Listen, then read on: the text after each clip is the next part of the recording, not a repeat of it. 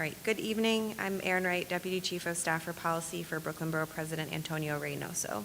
This Uniform Land Use Review Procedure public hearing is being conducted from the Brooklyn Borough Hall courtroom. There is one application on the agenda.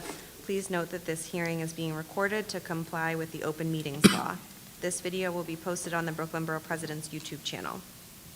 Following the applicant's presentation and our question and answer session, members of the public who are in attendance tonight will have the opportunity to testify on the application. All comments are limited to 2 minutes. Members of the public may also submit comments to ask.reynoso@brooklynbp.nyc.gov for the Borough President's consideration until Friday, November 17th. Please call the first item. Calendar item number 1, Brownsville Arts Center and Apartments. An application by the New York City Department of Housing Preservation and Development for a zoning map amendment, text amendment, and UDAP and disposition to facilitate a new 9-story, 258,000 square foot mixed-use building, including 26,000 square feet of community facility space, 17,000 square feet of outdoor open space, and 290 affordable residential units at 376 Rockaway Avenue in the Brownsville neighborhood of Community District 16. Community Board 16 voted to disapprove this application on October 24th. Please state your name and present this application. Thank you very much. My name is Anthony Drummond, Senior Planner at HPD. And we'll go ahead and begin. All right. Good evening, everyone, and thank you for the opportunity to be here this evening. Again, my name is Anthony Drummond. I'm a Senior Planner for the Department of Housing Preservation and Development. I'm also joined here tonight by our Alina Frashati, who is our Director of Brooklyn Planning, and also to my left, Catherine Gray from Gilbane, and in the audience there, Jacob Bluestone from Blue Sea Development Company. And we're excited to be here this evening to present on the Brownsville Arts Center and Apartments project, which was certified into ULURP on August 21st of this year. We're seeking a series of land use actions to facilitate the development of the Brownsville Arts Center and Apartments, which will be a new 9-story building with approximately 290 affordable rental apartments, 1 additional unit for the superintendent, and approximately 25,000 square feet of ground floor community facility space dedicated to arts and cultural uses, as well as several outdoor open spaces. The project is being developed as a joint venture between Blue Sea Development Company, Gilbane Development Company, and ArtSpace. This site was designated through the Brownsville RFP in August of 2017 and required that proposals be responsive to the visions and goals of the Brownsville Plan. This plan was developed through a community-based planning process and the support for CB16 to develop a shared vision and plan for the future of Brownsville. We held a series of public workshops, community events, along with our local partnerships in the community. A major component of HPD's investment in the neighborhood is creating a new affordable housing on vacant city-owned land. The plan asks for a cultural community facility that promoted and supported the arts and cultural activity in Brownsville, in addition to affordable housing. This site is the last one of the 3 city-owned sites identified in the RFP to move forward into ULURP. The development site is located at 366 Rockaway Avenue, bounded by Rockaway Avenue to the east, Chester Street to the west, East New York Avenue to the north, and Pitkin Avenue to the south.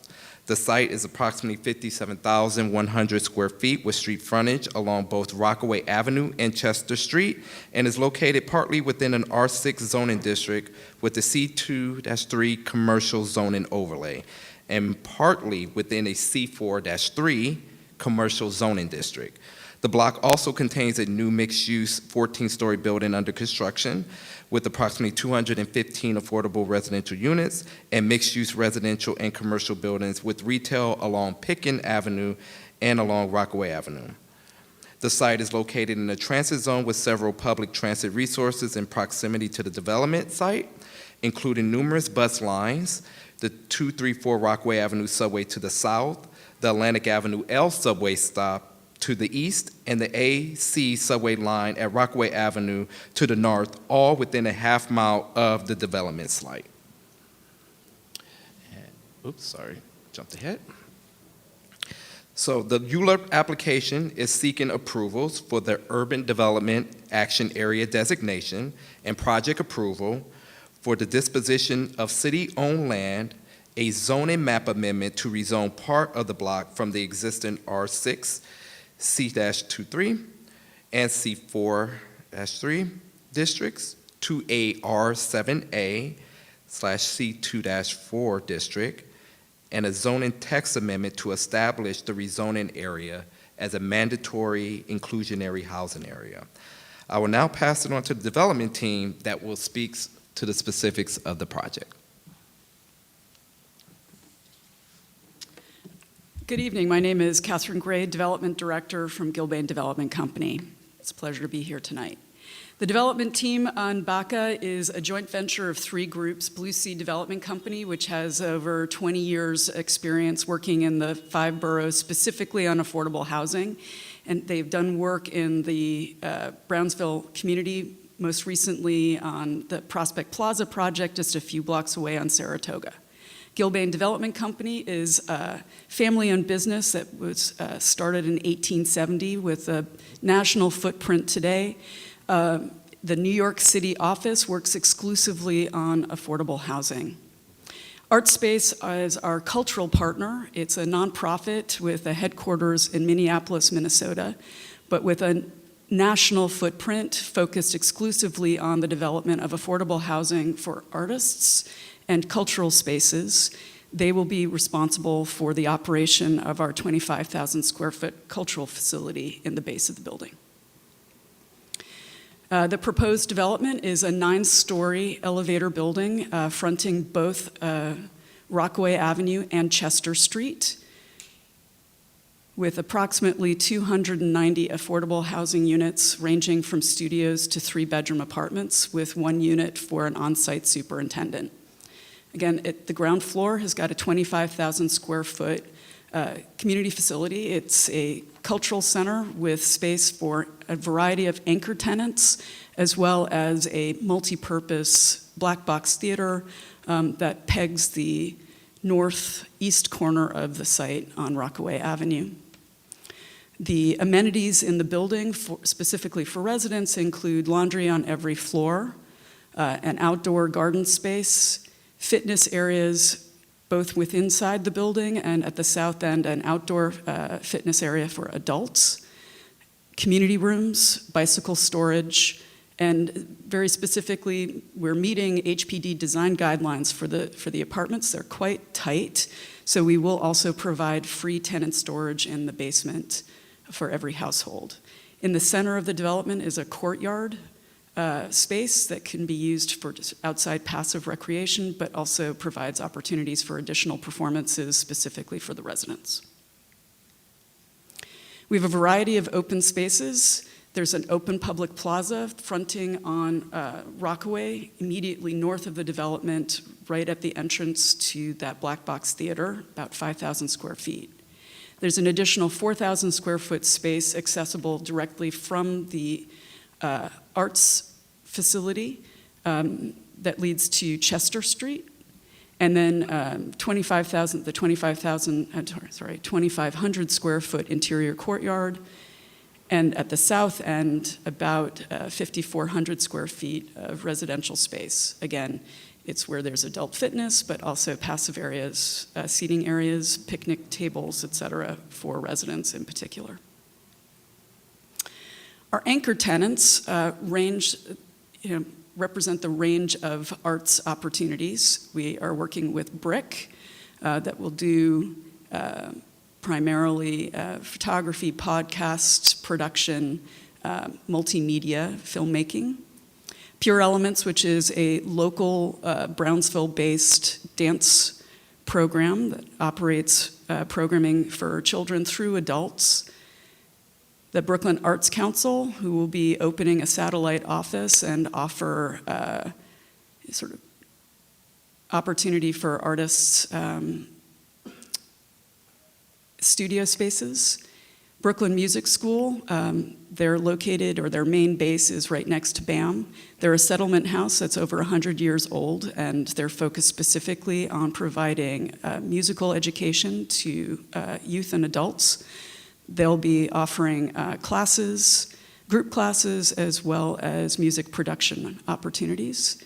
And then the Youth Design Center, formerly made in Brownsville, that will focus on graphic design, website design. There is a component of formerly homeless housing within the development following the HPD guidelines. We will have on site the Brooklyn Community Housing and Services Organization with an office in the ground floor that will provide services both to those homeless referrals via HPD, but their services are available to everyone in the development who might need assistance in settling into the building. Any types of referrals, including help with benefits, employment opportunities, referrals for health-related issues as well. The project is anticipated to be a passive house with extensive sustainable characteristics. It will also be LEED Platinum, Energy Star, and Fitwel certified. We have solar on the rooftop. There'll be on-site stormwater detention, really to respond to the increasing occurrence of rain-related flooding within the city. A white roof to reflect light, and then at the setbacks, green roof, again, to improve water retention on the site. This building is taking advantage of the rezoning that's anticipated to be completed at the end of this year, which will allow us to have solar panels covering the full extent of the roof and simultaneously accommodate the height of the mechanical spaces that will also be located there. We have a variety of workforce development goals, starting with the requirements associated with the HPD subsidy, but also requirements associated with the state subsidies that have been provided specifically for the operation of the community facility. We are collaborating with the Central Brooklyn EDC organization and the community board specifically to implement our workforce development partner, and we have an executive director from CBEDC participating tonight. The concept is that we will be working collaboratively to create job fairs, mixers to bring MWBE organizations together so that they're fully aware of the bidding opportunities related to the project, so we can exceed our goals for hiring both individuals and organizations. Take over from here. Thank you very much. All right, just a few more slides here. So this slide here, we wanted to show how the proposed unit mix and affordability for the project breaks down, showing a range of income affordability. The proposed project will utilize HPD's Extremely Low and Low Income Affordability Program, also known as ELA, and will provide a mix of unit ranges from 30% to the 80% AMI. 15% of the 290 total units will be set aside for formerly homeless individuals and families. And the proposed building provides a mix of units including studio to 3 bedrooms and focuses on providing larger family size units with over a third of the units being 2 to 3 bedroom apartments. And approximately 86% of the units will be affordable to individuals and families earning up to 60% of the AMI, which in this case will be up to $76,260 for a family of 3. In this slide here, we wanted to show here to help put forth figures in context. This slide is a snapshot of the various family sizes that could qualify for units that would be available through this project and how the rents compare to market rate units in the Brownsville community. So for example, one person making an income up to $29,000 will qualify for a studio apartment with a rent of $486 compared to the market, which is about $1,800 or $1,800. For a two-person household with a joint income of $56,500, their rent would be $1,146 for a one-bedroom unit, which is significantly less than the typical one-bedroom in Brownsville, which goes for $2,171. So these rents change based on the household size and the amount of money for each family makes. So for instance, the last example in this chart shows a family of four making about $84,720, qualifying for a three-bedroom unit at a rent of $1,931 compared to $3,086, which is the typical market rent. And in closing here, to summarize, we're here today before you as we certified into ULURP on August 21st, and we completed our 60-day review with the Community Board on October 30th. We are currently in the 30-day review period with the Borough President's office, which the ULURP clock will end on actually November 29th, not the 30th, and we anticipate the ULURP completion of this in the spring of next year. So thank you again for this opportunity to present before you, and we'll be happy to take any questions. Thank you. Just a few questions. Have any changes been made to the project in response to concerns raised by the community board? Okay. Yes, answer it. Okay. Oh, sorry, one more time. I couldn't hear you, Aaron. Have any changes been made to the project in response to concerns raised by the community board? We're still making those changes. We're working on the responses that we received back from the community board. They identified the issues with design, affordability, parking definitely being one, and unit sizes and apartment sizes. So with these changes that the community board have requested, it does take us some time, so we want to make sure to address those concerns and balance that out. Okay, thank you. So this you might have just answered it, but want to ask about the parking in particular. Please elaborate on the trade-offs involved in providing vehicle parking on the site. Would adding parking spaces affect the housing or community facility programming? The answer is yes, it would affect it.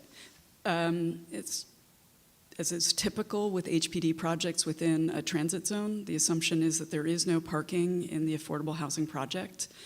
Definitely the residents of the neighborhood have talked about the need to address traffic issues, and we have been talking to them about parking in a scale that what you add to the project has to be funded, and so there are pros and cons. Adding the parking would potentially affect the size of the community facility, the level of affordability within the project, potentially impact the quantity of open space available.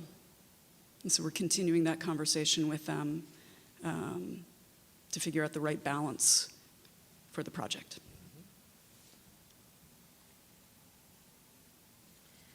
How much parking did they ask to be added? Or They've- just to say include it? Correct. They have Okay. never specified. Okay.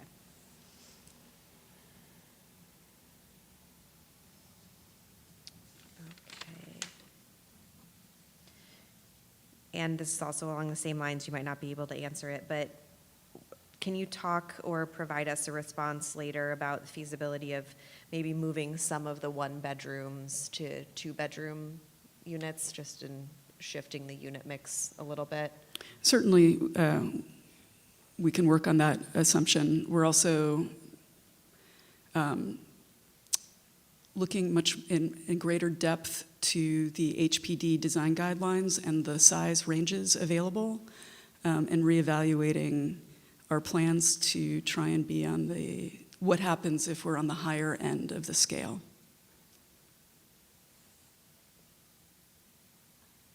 Okay. Thank you. And then, actually, you answered our other one about the City of Yes text amendments and taking advantage of some of those. So, we're all good. Excused, we're done with our questions. Thank you so much. Appreciate the time. Thank you. Yes, So- thank you very much. We'll now call for testimony on this application from members of the public in attendance tonight. Please note that all comments are limited to 2 minutes. So we have one speaker slip, but if there's anyone else, just please bring it, and then we'll call you. They should be at the table in the back. Thank you. Okay, so first we have Veronica Foreman.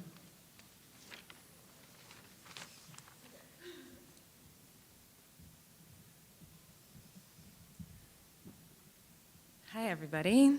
My name is Veronica Foreman. I'm the Director of Community Engagement at Partnerships at Brooklyn Music School. As you mentioned in your presentation, we are a 501c3 community music school located in Fort Greene. We've been there since 1909, and we provide accessible arts programming for students of all ages from early childhood through seniors.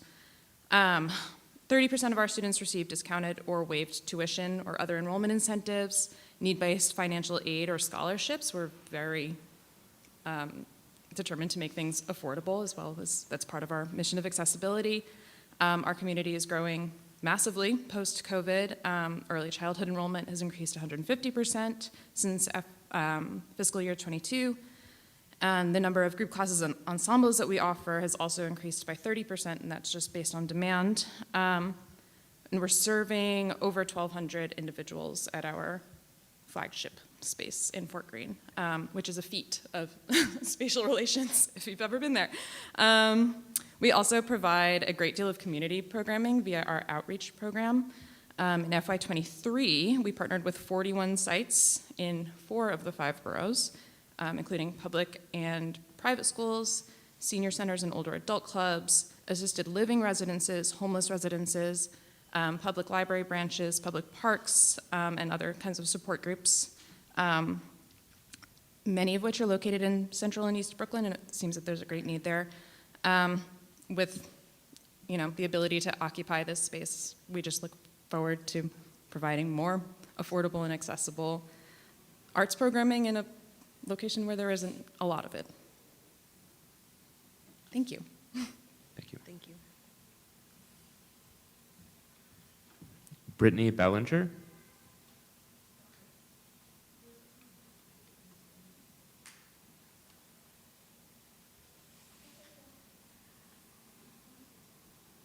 Good evening. My name is Brittany Bellinger. I'm the Program Director of the Youth Design Center. So we would be one of the organizations who would occupy this lovely space. A little bit about the Youth Design Center, formerly known as Made in Brownsville. We actually this year celebrated 10 years in operation, serving up to 1,000 young people in paid trainings and programs to help diversify the STEAM professions and also to provide workforce development to young people ages 14 and 24 years old, primarily in the Brownsville, East Brooklyn area. And with the addition of this art center, it would help not just us, but the community that desperately has needed a space like this one for many years, continue to do such incredible and robust work. In the time of our existence, we have given away over $60,000 in equipment and technology to our young people and apprentices. We have a paid apprenticeship, as mentioned in the overview, in graphic design, architecture, and digital media. So our young people are trained in those various fields and courses. They are paid for their work, and they are able to freelance in our creative agency that has, in the last several years, given about $600,000 worth of money back into the hands of these young people, in the hands of the community, through referrals, through programs, through paid client work. The actual origin story of Made in Brownsville, also known as Youth Design Center, is just as simple as it may seem. Brownsville has been an underserved community as long as I've been alive, and I am a native there. And so having some space to actually facilitate wonderful programming, accessibility to the community is more than needed. Thank you. Thank you. Thank you. Tamisha Thompson?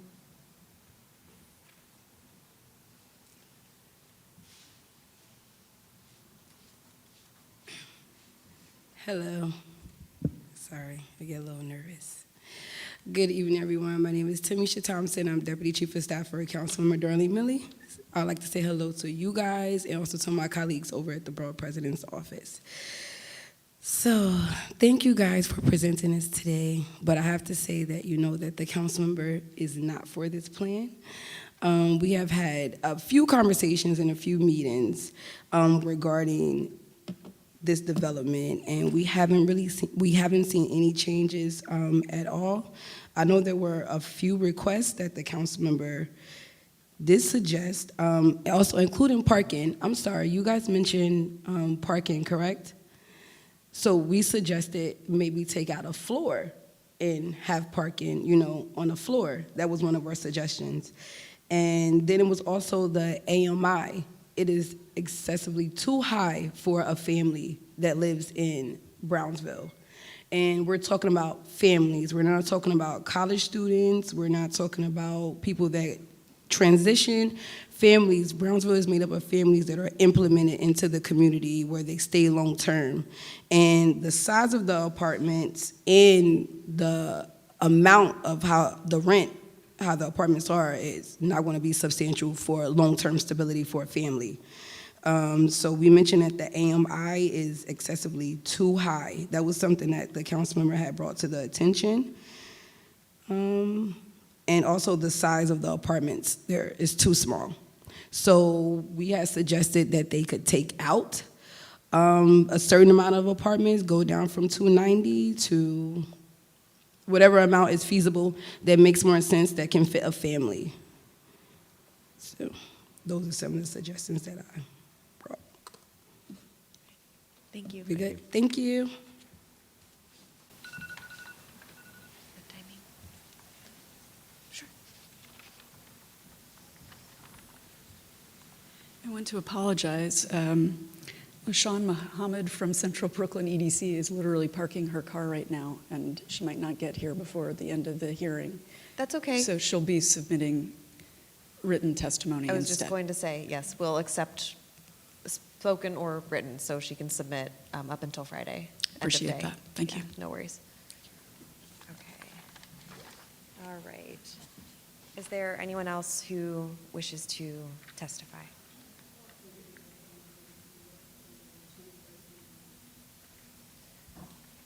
For our hearing, we would like them by this Friday, but if you can send us a request if you know of someone who would like to take some more time. The 21st is what date? Is that Monday? Maybe Tuesday. Tuesday? Okay, okay. Or will that give us enough time? Yeah. That'll be fine. If it's by 5 o'clock, we can do it by end of day Tuesday. Yeah, so that we have Wednesday. Okay. So we'll edit that. Okay, so if there's no one else who would like to testify, the hearing is now closed. The Borough President will review this application and submit his recommendation to the City Planning Commission, which will hold its hearing on this item at a later date.